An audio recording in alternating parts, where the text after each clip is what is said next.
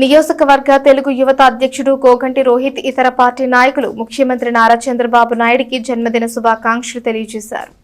తెనాలి చెంచుపేటలోని 28వ వార్డులో సోమవారం సాయంత్రం ఆంధ్రప్రదేశ్ ముఖ్యమంత్రి నారా చంద్రబాబు నాయుడు జన్మదినోత్సవ వేడుకలను ఘనంగా నిర్వహించారు. స్థానిక నాయకులు, కార్యకర్తలు పాల్గొన్నారు. ఈ కార్యక్రమంలో నియోజకవర్గ తెలుగు యువత అధ్యక్షుడు కోగంటి రోహిత్ ముఖ్య అతిథిగా పాల్గొన్నారు. ముఖ్యమంత్రి జన్మదిన కేకును కట్ చేసి ముఖ్యమంత్రి చంద్రబాబు నాయుడుకు జన్మదిన శుభాకాంక్షలు తెలియజేశారు. ఈ కార్యక్రమంలో కోగంటి వెంకటేశ్వరరావు, దాసరి ప్రవీణ్, రాజు, రమవతి, కళ్యాణ్ నాయక్, శెట్టి చంద్రం, గుమ్మడి సంపత్ వర్మ తదితరులు పాల్గొన్నారు. ఆలపాటి రామప్రసాద్ గారి ఆదేశాలతో తెనాలి నియోజకవర్గంలో అన్ని ప్రాంతాల్లో చంద్రబాబు నాయుడు గారి పుట్టినరోజు వేడుకలు కోలాహలంగా, చాలా ఉత్సాహంగా ఒక పండుగ వాతావరణాన్ని నెలకొల్పింది ఈరోజు తెనాలి పట్టణం. అట్లాగే ఆయన గురించి ప్రత్యేకంగా మళ్ళీ చెప్పేదేమీ లేదు. ఆయన దార్శనికత, ఆయన విజన్, ఆయన పడే కష్టం మనందరికీ తెలిసిందే.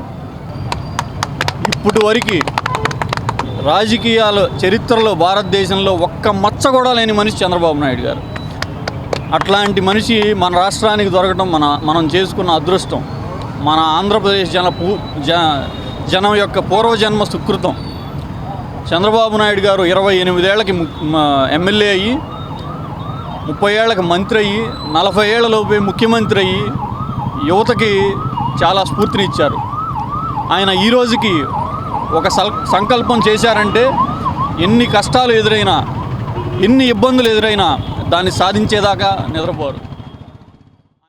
మన డైనమిక్ లీడర్, మరి 76 సంవత్సరాలు ఉన్నాయంటే ఎవరు నమ్మే స్థితిలో లేరు. అలాంటి మరి విజనరీ ముఖ్యమంత్రి మనకున్నారంటే మనం ఎంతో అదృష్టవంతులమే.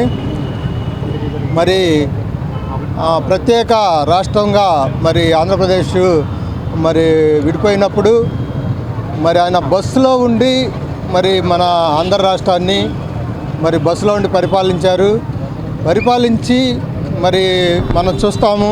అమరావతి చూసినట్లయితే మనం మరి ఆంధ్రప్రదేశ్లో ఉన్నామా, లేకపోతే వేరే కంట్రీలో ఎక్కడన్నా సింగపూరు లేకపోతే మలేషియా వేరే కంట్రీలో ఉన్నామనే విధంగా మరి మన అమరావతి ఉందంటే అది ఏకైక వ్యక్తి ఉద్దేశం ఎవరంటే అది ఒక్క చంద్రబాబు నాయుడు గారి ఉద్దేశం వల్లనే మరి అది జరుగుతుంది.